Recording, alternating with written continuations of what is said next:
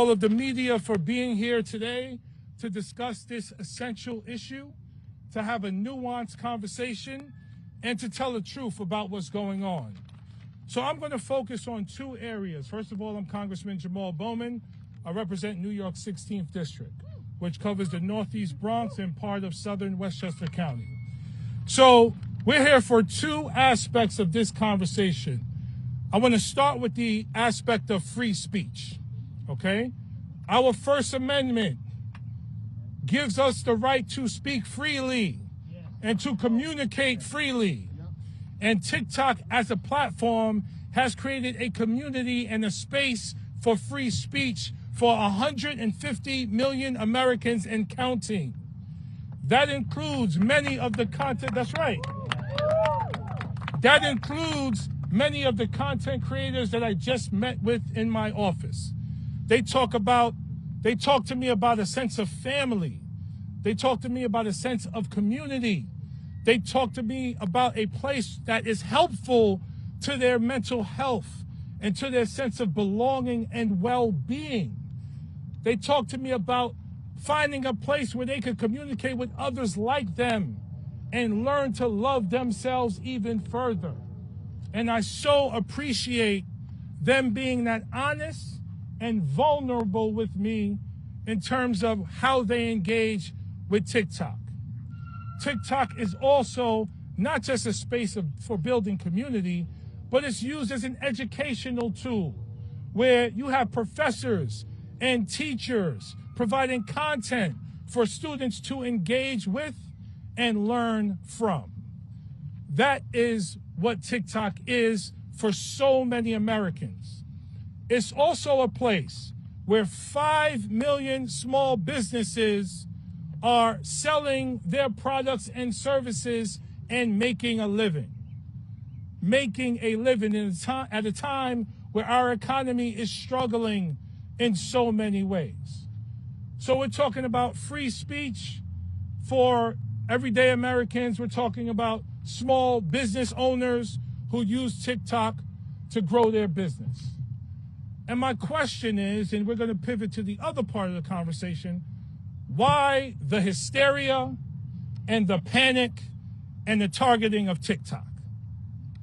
As we know, Republicans in particular have been sounding the alarm, creating a red scare around China. They've been doing it in a variety of ways when it comes to economic competition, when it comes to semiconductor manufacturing, and when it comes to technology. In terms of TikTok's behavior and its risk to national security, it poses about the same threat that companies like Facebook and Instagram and YouTube and Twitter pose. So let's not marginalize and target TikTok. Let's have a comprehensive conversation about legislation that we need, federal legislation, to make sure people who use social media platforms are safe and their information is secure and their information is not being shared or sold to third parties. Because guess what? You can ban TikTok, but there are still data brokers who sell our data to other countries and businesses in other countries. They sell to the highest bidder. So let's not have a dishonest conversation. Let's not be racist towards China and express our xenophobia when it comes to TikTok, because American companies have done tremendous harm to American people. Facebook looked the other way and allowed Russia to interfere with our 2016 election.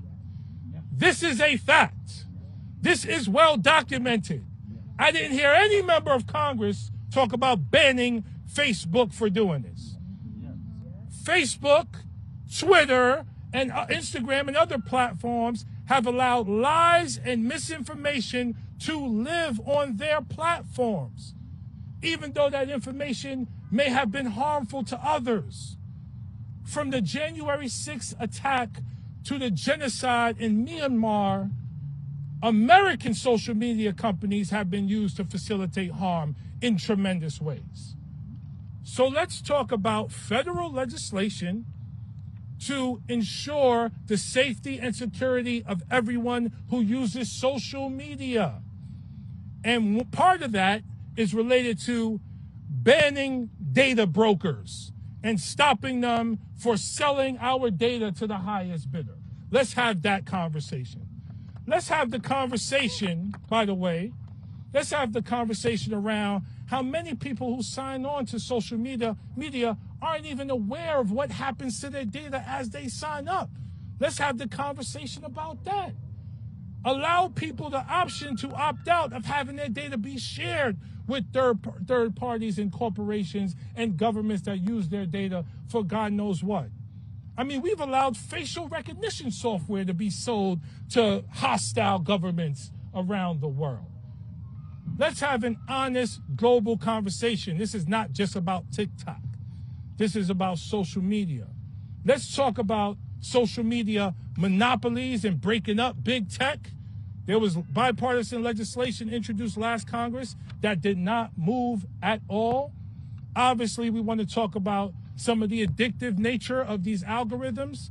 Let's have a broader, more honest conversation about social media, and let's not scapegoat TikTok because they happen to be owned by a Chinese organization in this time of heightened xenophobia since COVID. Let's have honest conversations.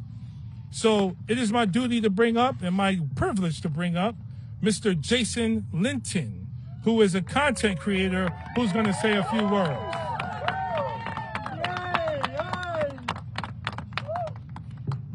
Hello, everyone. My name is Jason Linton, and I want to share with you my story of why I'm here today. I'm a husband and a father to 3 beautiful adopted kids living in Oklahoma, Lillian, Christian, and Harper. Daddy loves you. Every day, I use TikTok to share the love of my family and our journey through foster care and adoption. And through that, I've been able to create such a wonderful community of people from all over the world. People that leave comments like, I miss my dad. I wish I had a father. Those things that have brought us more together than have separated us from across different countries all over the world.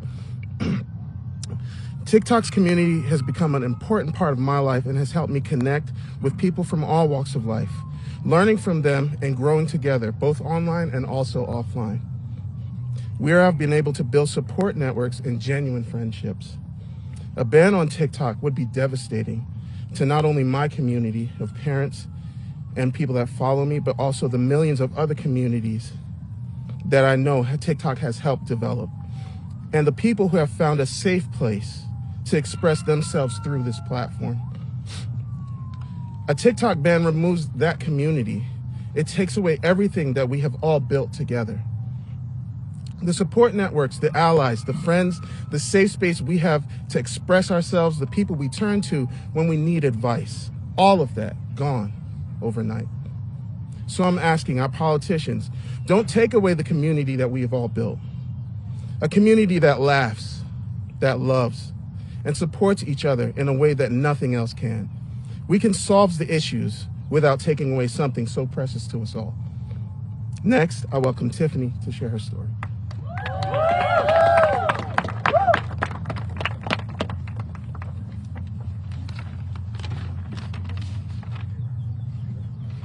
Hi everyone, my name is Tiffany Yu, and I want to share with you why TikTok is so important to me as a disability advocate.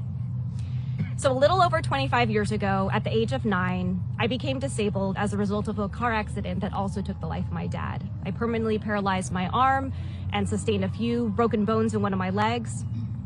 And today I'm the CEO and founder of a disability advocacy organization called Diversability that I started in 2009.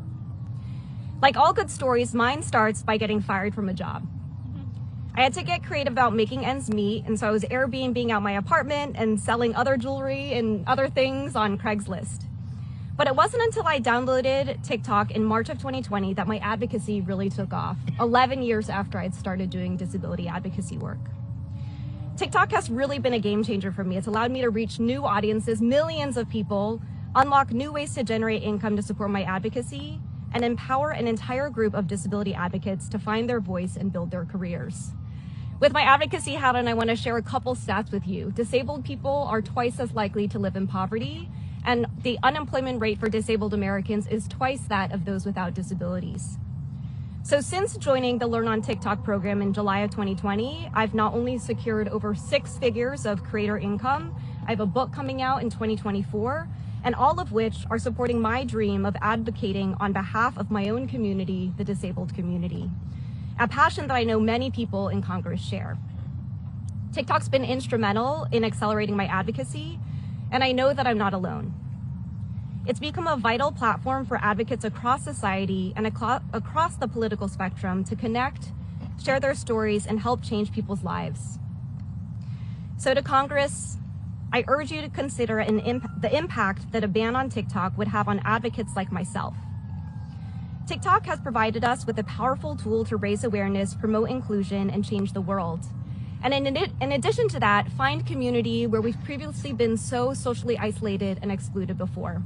We find each other on social media and on TikTok. A ban takes away the connections we've built, silencing communities that continue to be underrepresented and not given a voice. Now I'd like to welcome Bay to share what TikTok means to her.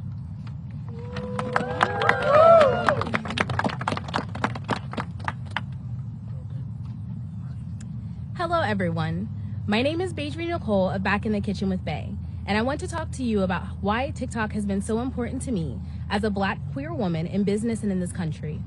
I run a bakery called Coco's Confectionery Kitchen, located in Columbus, Ohio, and TikTok has been essential in helping me build my business over the past few years.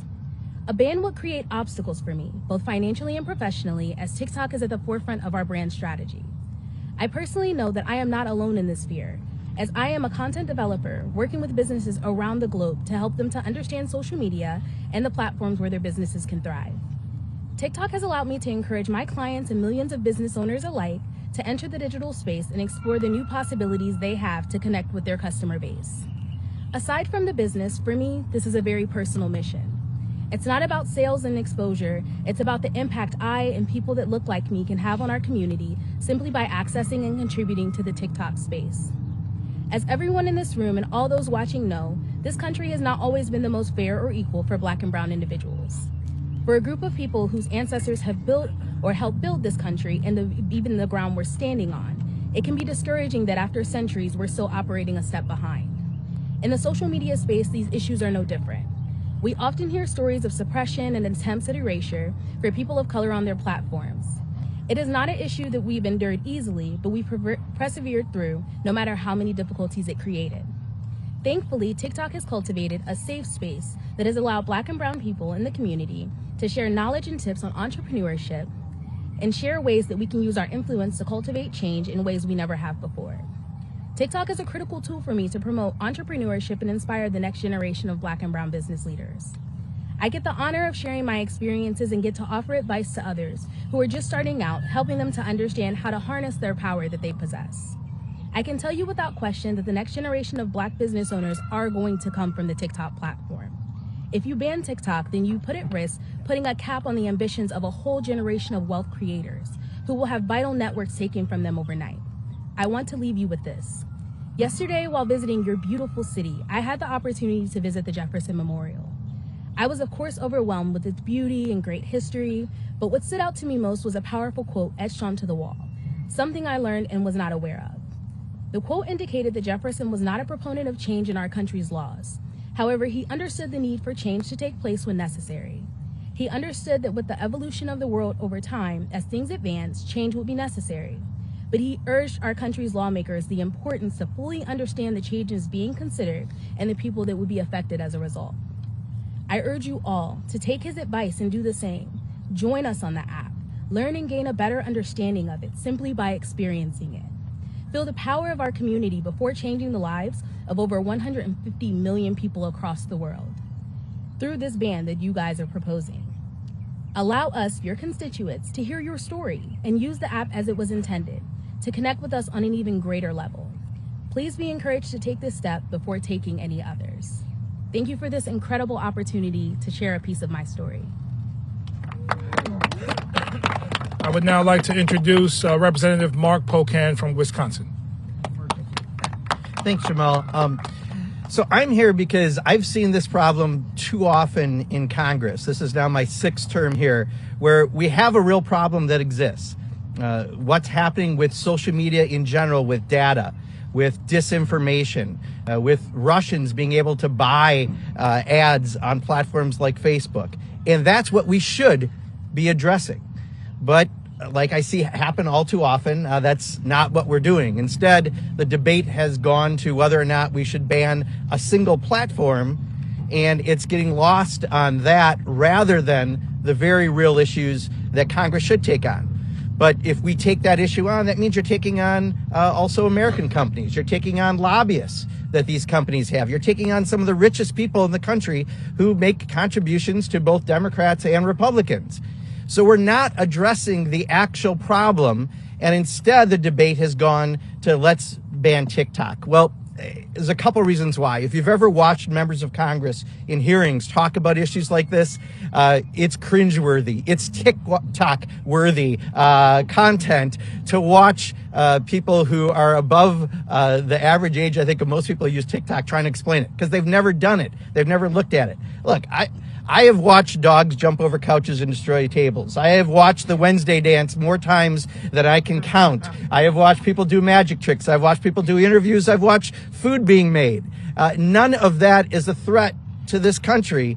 We are stronger than the Wednesday dance. And yet most members would never know that because they've never been there. There is a real problem, and we should be addressing it. And it includes TikTok and Facebook and Twitter and Instagram and other platforms about our data and our privacy of our data and selling our data and allowing misinformation. But that is not what's being addressed when people say they want to ban TikTok. And there's a lot of people here who are either individuals who are using this as a way to express their creative backgrounds, their community building that they have within this. And that is not a threat to this country. What is the threat is when you challenge First Amendment rights. What is a threat to this country is when you become xenophobic and you decide one company from one country that you want to put on a list is not going to work. But at the end of the day, we do have a job as members of Congress, and that is to protect our data and to protect disinformation. But we're not doing that by a simple ban on TikTok. So I just hope we are wiser. That people who the median age in Congress is at 57 and a half, I think right now, maybe watch TikTok or have at least their staff show it to them. And maybe they'll see that the threat is not in a single platform, but the threat is out there around issues around social media. But that means taking on a lot of lobbyists and rich people here in this country. And it is something that we should do. Mark is a magician, by the way, so if you want to book him, you can hit up his office. I'm dead serious about that. I would like to bring up Representative Robert Garcia. Thank you. First, I want to thank, Congressman, thank you for your leadership on this issue. The truth is that I consider myself a TikTok super consumer. And so it's great to see so many digital creators that are out here. And like was said earlier from some of the creators and folks who are involved, TikTok is a lot of things to a lot of different people. And first and foremost, it is entertainment. It is fun. I get most of my laughs just from my For You page, which a lot of you are probably on. Pedro Pascal is featured prominently right now on my For You page. But also the thing to think about is what it's done for small businesses, the amount of revenue it's actually bringing back into the system for all of these content creators, for brands, for businesses across the country, and for the profiles that it's raising of folks that would not have the same voice on any other platform. I'll speak also as someone that's queer myself, as one of the few members in the Congress that is gay. The fact that there's so many young queer kids, queer creators that are able to find themselves in this space, share information, feel comfortable, in some cases come out, share their stories, is so important. And honestly, it's done best on the TikTok platform than any other platform, social media platform that currently exists, certainly in the United States. And so for all the queer creators that are here, just thank you for what you do for our community. It's an enormous step forward. And then to also speak, what it's also done to uplift Black and brown creators, folks that are from communities that need us to support, that need our support consistently, is also incredible. And what we heard earlier is true. There are so many Black creators, so many Latino, Latinx creators. They're creating brands and platforms they never would have been able to do on any other platform. And it's uplifting those voices in new ways, which is really, really important. So I'm just here to say just those two things. The first is, do not ban TikTok. We need it. Consider me an ally and a strong supporter. And second, to reinforce, everybody up here, we all understand that privacy rights are important. We all support the idea that individual people should have the ability to keep information private. But there's a better way of working together so that we can both keep TikTok, address the privacy concerns, and allow all these creators to thrive. And so thank you all for being here. Congressman, thank you very much, and happy to be a supporter. We can keep TikTok, we could protect freedom of speech, and we could deal with the privacy concerns at the same time. We could do both, and right now we're not trying to do both. It's my honor to call up Callie Goodwin.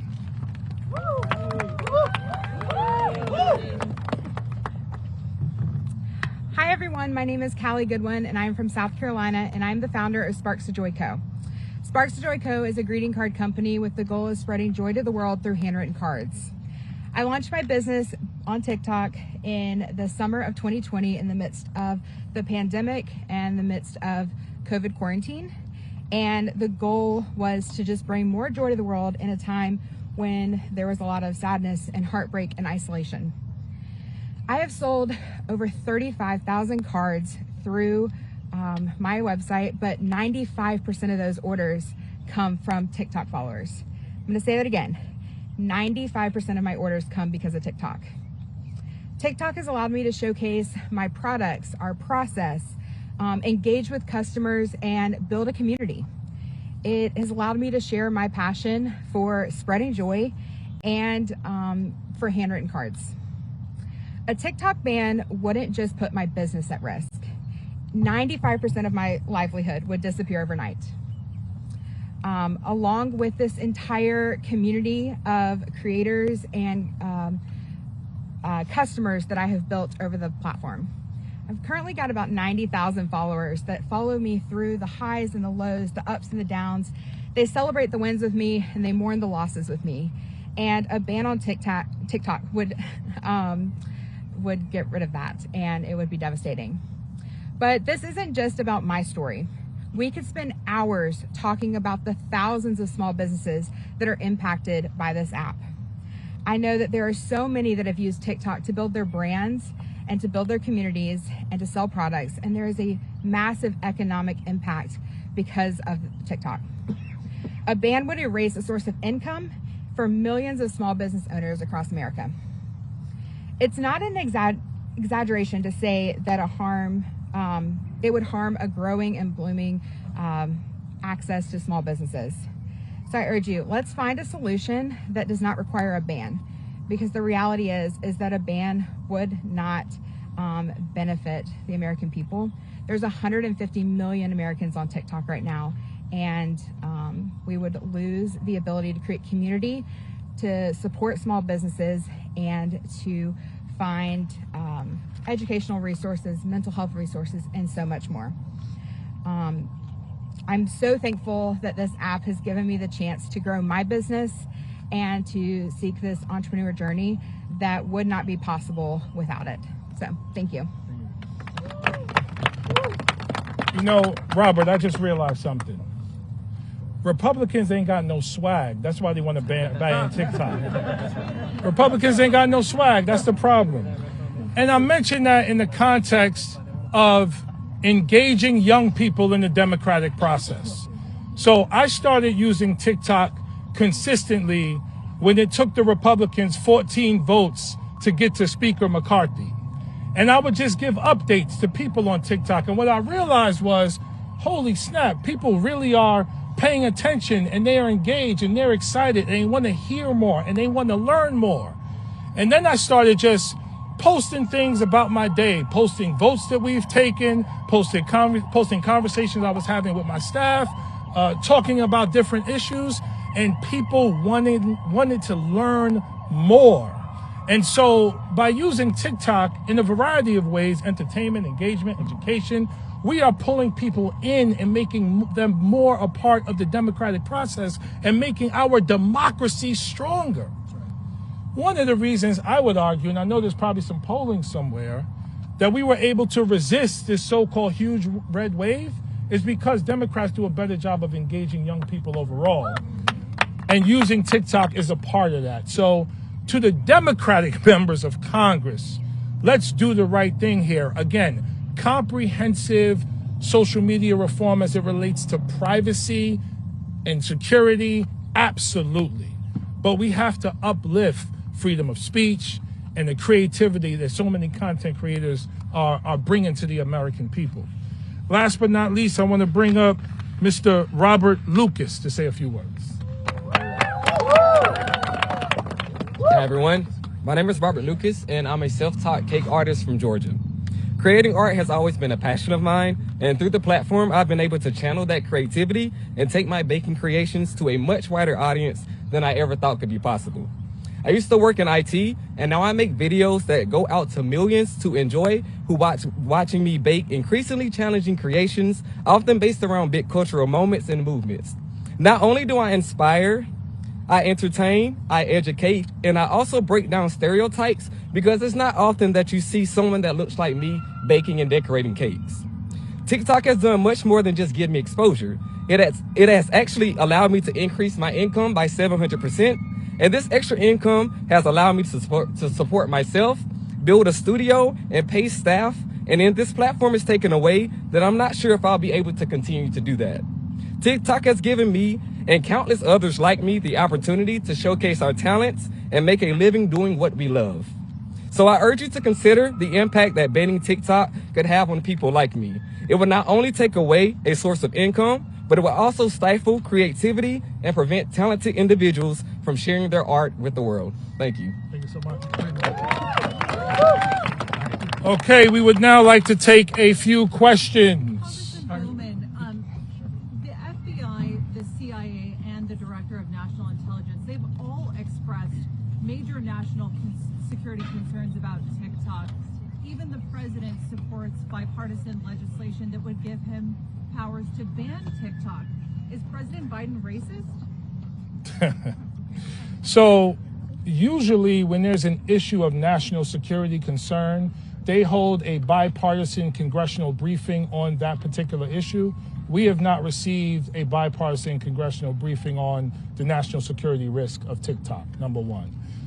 Number two, again, you know, what happens is a certain party, usually Republicans, whip something like this into hysteria, and we move way too rapidly in the wrong direction to write and pass legislation.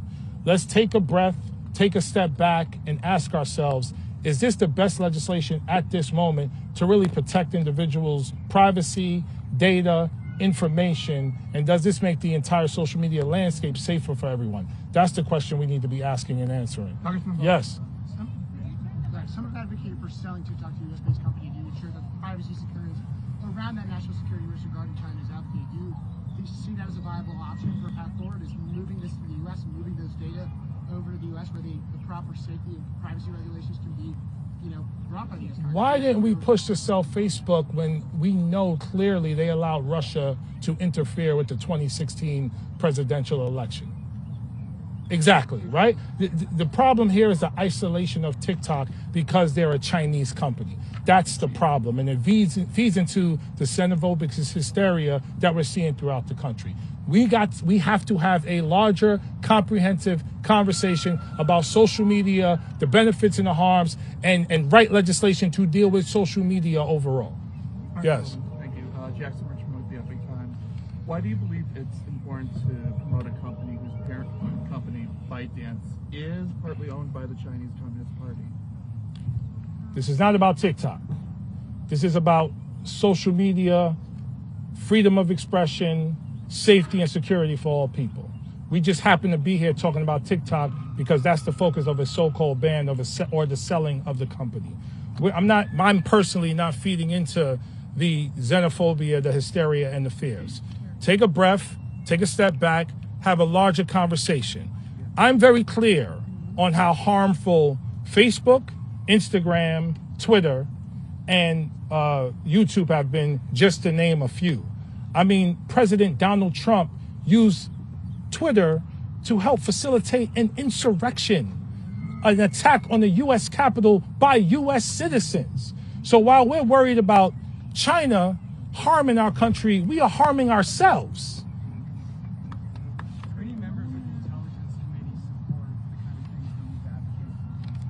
We're having those conversations now, and we hope that they do. But we know many, as we can tell by the presence here today, many Americans support the conversation that we're having right now. Well, personally, I don't trust nobody. And I don't trust, again, American social media companies when they say they don't do one thing or another. I'm trying to broaden the conversation. Stop. Can we not be so myopic in our view and what we're talking about as a single entity? There's problems on social media, yes or no? Yes. We got to fix them, yes or no? Yes. You ban one company, there's still data brokers selling my data to God knows who out there. And I don't even have a say in it. That ain't right. Social media monopolies, that ain't right. Lies and misinformation, that ain't right. Across the board. So let's talk about the entire landscape, not one company. One more question. That was it. It was very comprehensive. Thank you all so much for being here. Journalists, please talk to the content creators. They are awesome. They have a lot to say. Big photo with everybody. Okay, right in the middle. Guys, right here, please. Guys, get together right here. Right there. Come on. Come on. Yeah, you can. We all figure this out. Yes. Everyone. Guys, look at this.